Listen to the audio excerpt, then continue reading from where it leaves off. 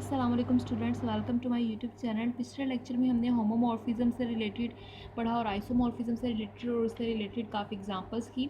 अब कुछ short tricks हैं होमोमॉर्फिज्म से रिलेटेड कि नंबर ऑफ़ होमोमॉर्फिज्म्स कितनी हो सकती हैं, कि कितनी होमोमॉर्फिज्म्स एक मैप के अंदर एग्जिस्ट कर सकती हैं।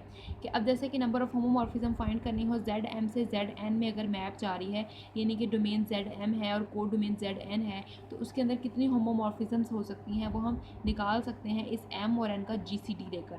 अगर हम इनका ग्रेटेस्ट कॉमन डिवाइज़र ले लें तो हमें पता चलेगा कितनी होमोमॉर्फिज्म्स होंगी। जैसे कि मैप है Z12 से Z24 में जा रही, तो हमें अगर फाइंड करनी है कि नंबर ऑफ़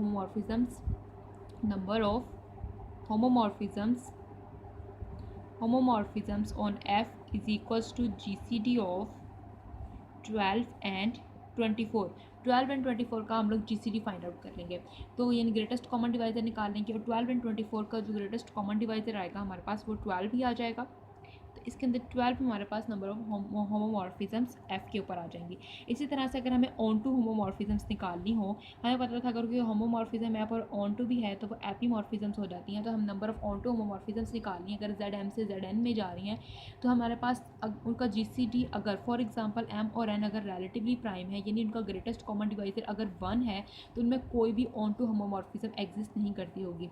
यानी जैसे कि फॉर एग्जांपल अगर मैप जो है वो Z3 से Z7 में जा रही है, तो अब देखें तो 3 और 7 का जो GCD है ग्रेटेस्ट कॉमन डिवाइज़र वो हमारे पास क्या है, 1 है। यानी 3 और 7 रिलेटिवली प्राइम है, तो इनके अंदर होमोमॉर्फिज्म को इस मैप के अंदर ऑन टू होमोमॉर्फिज्म कोई भी एग्जिस्ट नहीं करती होगी, यानी नो ऑन टू होमोमॉर्फिज्म। इसी तरह से अगर हम लोग देखें और इसकी ट्रिक्स की, अगर वो फॉर एग्जांपल रिलेटिवली प्राइम नहीं होती हैं तो क्या होगा। अगर हमारे पास M और N यानी उनका GCD जो है वो इक्वल 1 के नहीं है, यानी M और N रिलेटिवली प्राइम नहीं है और मैप ZM से ZN में जा रही है, तो ऑन टू होमोमॉर्फिज्म्स आ जाएंगी फाई N के इक्वल अगर M ग्रेटर और इक्वल हुआ N से, यानी M ये वाला M जो है ये N से बड़ा हो या इसके बराबर हो, तो number of onto homomorphism phi of N आ जाएंगी।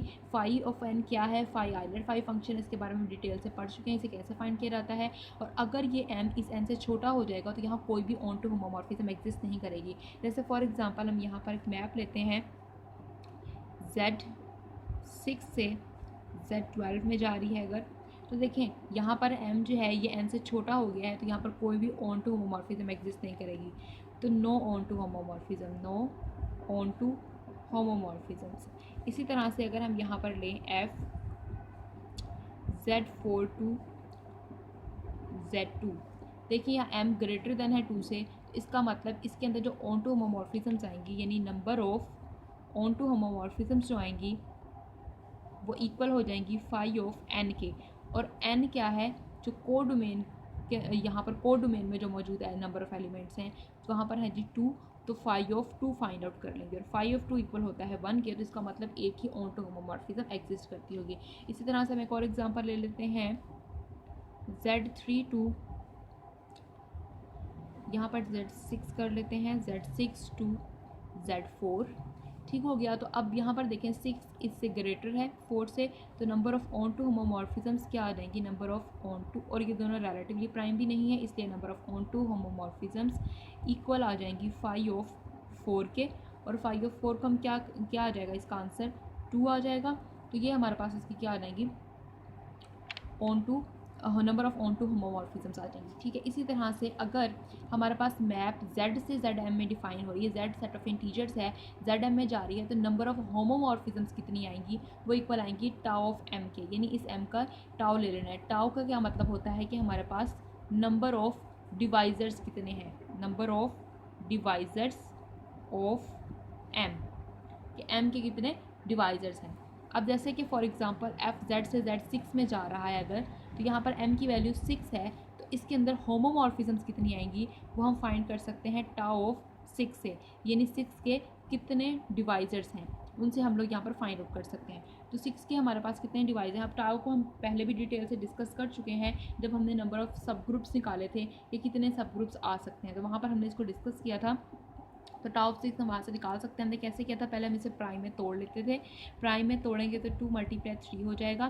फिर इनकी जो पावर्स होती थी उनके अंदर हम एक एक नंबर ऐड कर देते थे, यानी 1 + 1 1 + 1, इसी तरह से करते थे और फिर उनको ऐड किया 1 + 1 को और फिर आपस में मल्टीप्लाई करवा देंगे। तो 2 × 2 तो आ जाएगा 4। तो इसका मतलब टाउ ऑफ 6 जो है वो कितना आ गया है 4, यानी इसके 4 डिवाइजर थे। अगर हम वैसे देखना चाहें तो 1, 2, 3 और 6, इसके 4 ही डिवाइजर्स हैं 6 के। तो इस तरह से हमारे पास हम निकाल सकते हैं नंबर ऑफ होमोमॉर्फिज्म। अगर z से zm में मैप डिफाइन हो रही है तो वो किसके इक्वल आ जाएगा, टाउ ऑफ m के इक्वल आ जाएगा। इसी तरह से अगर हमारे पास मैप जो है वो डिफाइन हो रही हो ZP से SN में, यानी अगर कोई मैप है वो ZP से SN में जा रही है तो हमारे पास हमें अगर चेक करनी हो कितनी होमोमॉर्फिज्म्स आएंगी। ये P जो है ये प्राइम नंबर है, यानी यहाँ पर अगर कोई P आ जाए तो प्राइम नंबर हो। SN जो है ये सिमेट्रिक ग्रुप है, ठीक है। अब अगर ये N जो है ये ग्रेटर देन हो P के, यानी ये N अगर इस P से बड़ा हुआ तो यहाँ कोई भी होमोमॉर्फिज्म नहीं आएगी, यानी नो होमोमॉर्फिज्म। लेकिन अगर ये N इसमें से अगर एक नंबर माइनस करने से P-1 करें और N इससे छोटा आए तो यहाँ पर कोई होमोमॉर्फिज्म एग्जिस्ट करती होगी, कुछ ना कुछ एग्जिस्ट करता होगा। अगर ये n इससे बड़ा हो गया तो कोई होमोमॉर्फिज्म नहीं। अगर ये n इसमें से एक नंबर लेस करने से इससे लेस हो जाए या इक्वल हो जाए तो यहाँ पर कोई ना कोई होमोमॉर्फिज्म एग्जिस्ट करती होगी। इसी तरह से number of homomorphism from FZ to Z is infinite. ये बात याद रखें कि जो हमारे पास होमोमॉर्फिज्म होगी Z से Z में वो इनफाइनाइट होंगी।